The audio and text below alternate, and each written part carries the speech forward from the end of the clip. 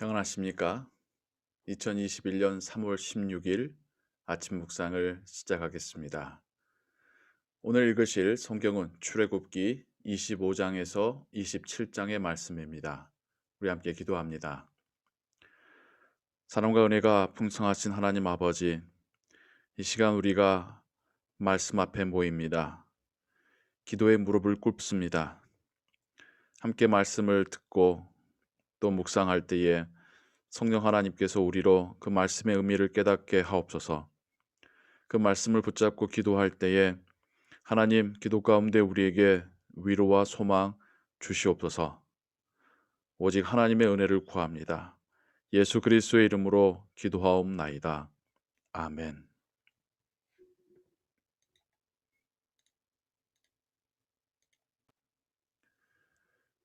오늘 우리가 함께 읽고 묵상할 말씀 출애굽기 25장 10절에서 22절의 말씀입니다.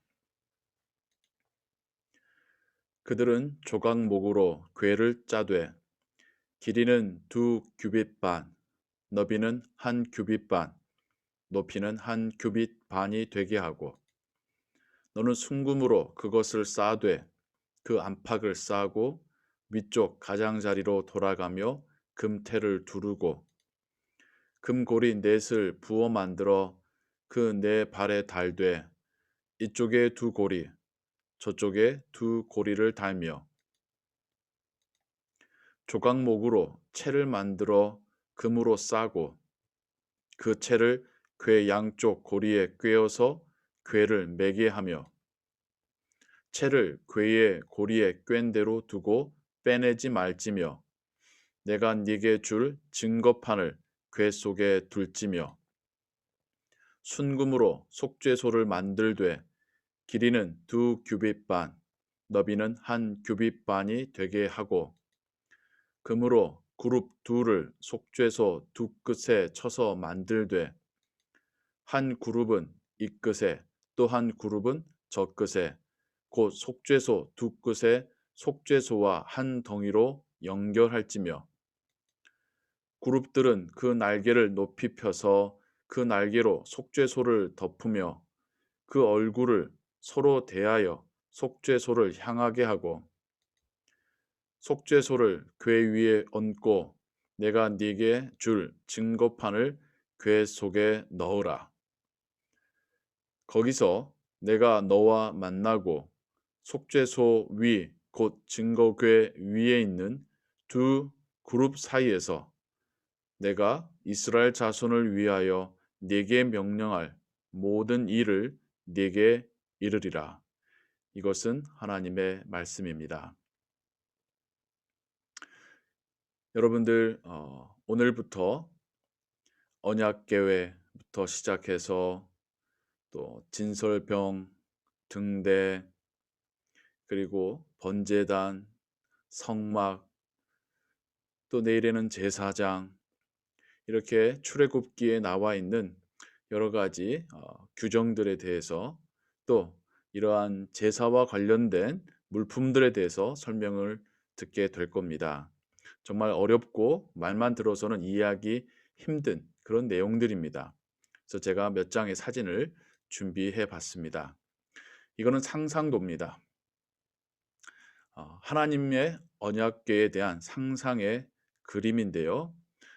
보시다시피 이 장방형의 이런 어, 관처럼 생긴 이것이 바로 언약궤입니다. 언약궤 안에는 세 가지의 물건이 들어가게 되지요. 하나님께서 모세에게 주신 두 돌판, 언약의 말씀, 이 십계명의 두 돌판이 들어가고요. 광야에서 40년간 하나님께서 이스라엘 민족에게 주신 양식, 만나를 담은 항아리가 있고요. 또 하나님께서 하나님의 종으로서 그 리더십, 그 권위를 인정한 아론의 싹이 난 지팡이, 이 세 가지가 언약궤 안에 들어가게 됩니다. 언약궤에는 고리를 달고 또 금으로 싼 이 채를 항상 꿰어서 이대로 두고요. 움직일 때는 이 언약궤를 다 제사장들이 어깨에 메고 운반을 하게 됩니다. 언약궤의 뚜껑을 속죄소라고 부릅니다. 속죄소라고 부르는 이유는 이곳에 하나님이 계셔서 제사장이 이 언약궤 앞에 와서 이 두 그룹, 여기서 한국말로 그룹입니다마는 세라핌, 천사를 의미합니다. 두 천사 사이에 계신 하나님을 향하여서 이스라엘 민족의 죄를 대신 고하고 이곳에 계신 하나님으로부터 용서를 받는다. 그래서 죄를 속함받는다는 것으로 의미로서 이곳에 이 뚜껑을 속죄소라고 부릅니다. 이것은 성소의 가장 안쪽, 가장 거룩한 곳에 놓이게 됩니다. 그리고 이곳을 지성소라고 부른다면 지성소 전에 성소, 지성소와 성소는 휘장으로 구분이 되는데요. 성소에는 두 가지가 있습니다. 하나는 이 떡을 올려드는 진설병을 올려드는 곳과 또 하나는 불을 켜놓는 등대, 이 두 가지가 있지요. 이 떡도 6개, 6개, 12개로서 12지파를 의미합니다. 그리고 추수하여 거두어들인 것에 하나님께 감사함으로 바친다는 의미도 있고, 또한 하나님의 입장에서는 12지파를 내가 먹이겠노라 말씀하시는 그런 의미로 이 떡을 성소에 두지요. 이 떡은 우리의 생명의 떡이신 예수 그리스도를 상징합니다.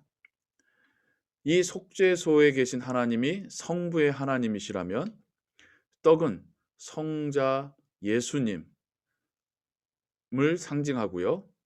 이 빛으로 상징되는 이 등대는 성령 하나님을 상징하는 삼위일체의 하나님이 지성소와 성소에 계신 하나님이고, 이 세 가지 물품을 통해서 또 우리에게 계시되어지고 있습니다. 이 일곱 등대, 유대교의 상징으로서 많이 보셨을 텐데 이것이 등대 안에서 성소 안에서 빛을 밝히는 그러한 등대가 되겠습니다. 또 이런 가상도인데요. 이것 휘장으로 구분되어서 가장 안쪽에는 언약궤가 놓여져 있고 그 밖에는 성소로서 진설병과 등대가 놓여져 있습니다. 여기는 오직 대제사장만이 들어올 수 있고요. 대제사장도 이 성소의 휘장을 지나 하나님 앞에 나아가는 대속죄일은 1년에 단 한 번만 언약궤 앞으로 나아가서 속죄소 위에 계신 하나님께 이스라엘 민족을 위하여서 대신 속함을 받는 그런 곳이 되겠습니다. 이것이 성막의 인사이드라고 하면 이것은 성막의 아웃사이드를 보여주는 이미지입니다. 여러분 보시는 이 앞에 있는 이것이 이 텐트처럼 보이는 것이 태베나클 성막이고요.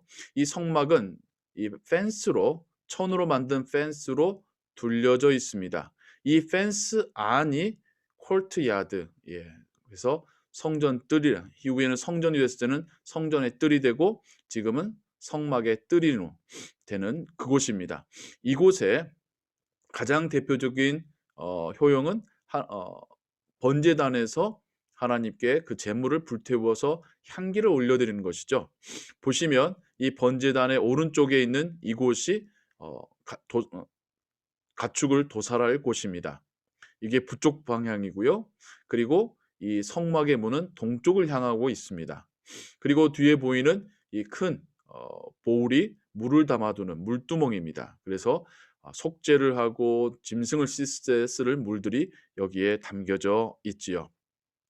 그래서 제사장은 각 집안의 남자들과 함께 이곳에서 짐승을 도살한 이후에 이것을 불태워 하나님께 드리는 그런 곳이 바로 이 성막의 뜰에서 일어나는 일들입니다.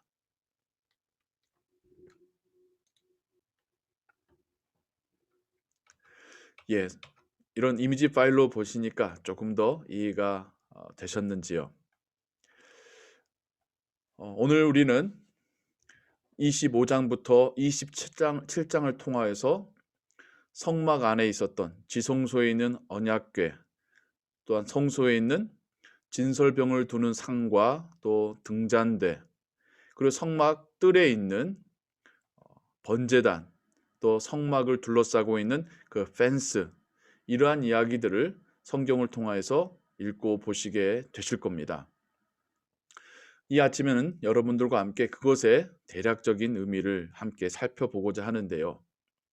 먼저는 증거궤 위에 있는 속죄소를 통하여서 하나님께서 이스라엘 민족과 함께 계시고 이스라엘 민족에게 말씀하시고 또 이스라엘 민족의 죄를 사하여 주시는 곳으로서 지성소 안에 있는 증거궤와 속죄소를 보았고요.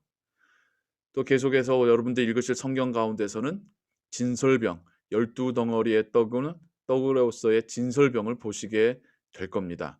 이스라엘 민족이 하나님께 드려지는 열매로서의 떡이며 또한 동시에 하나님께서 이스라엘 민족을 축복하시겠다는 의미로서의 떡이죠.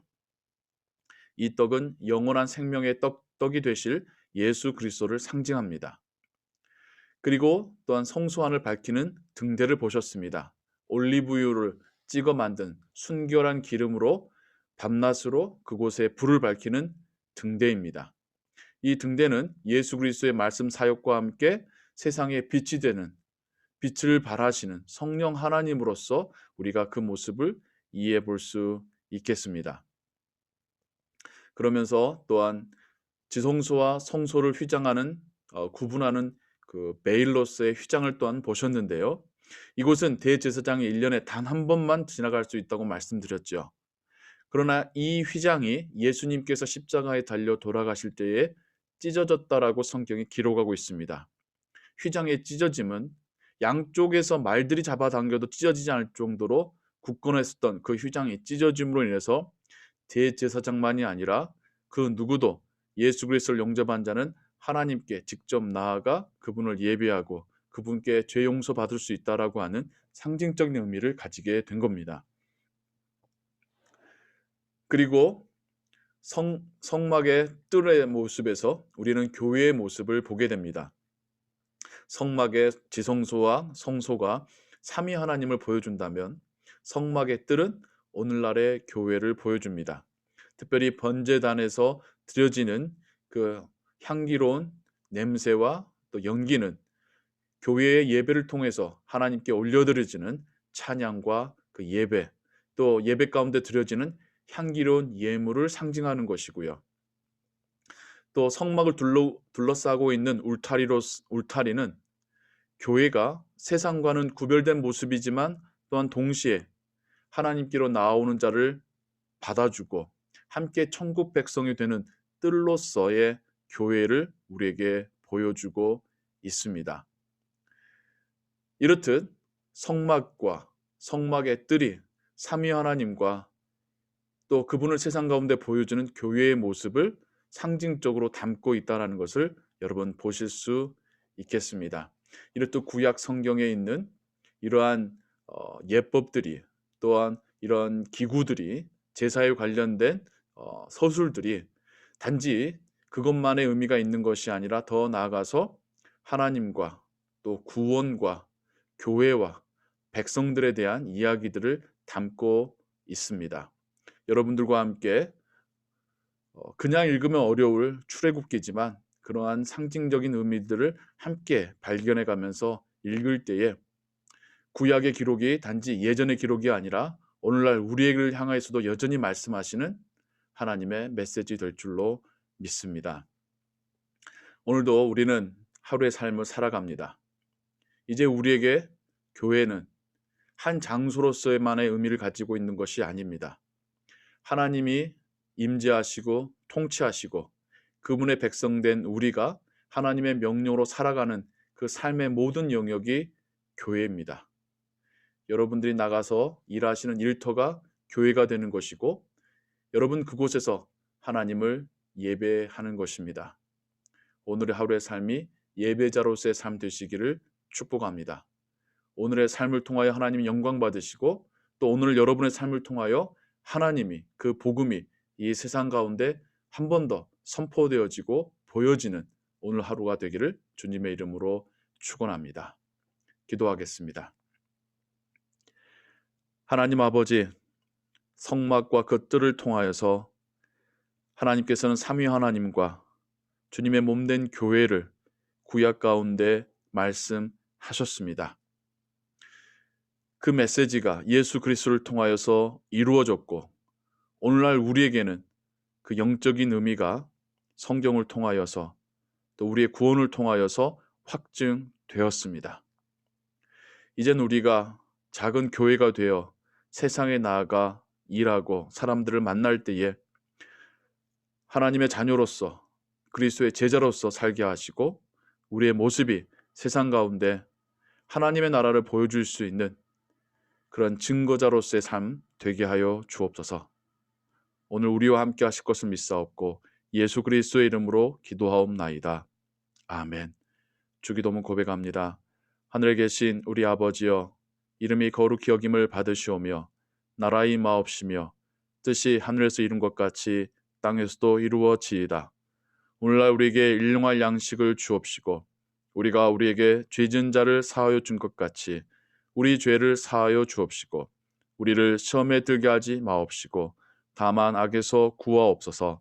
대개 나라와 권세와 영광이 아버지께 영원히 있사옵나이다. 아멘.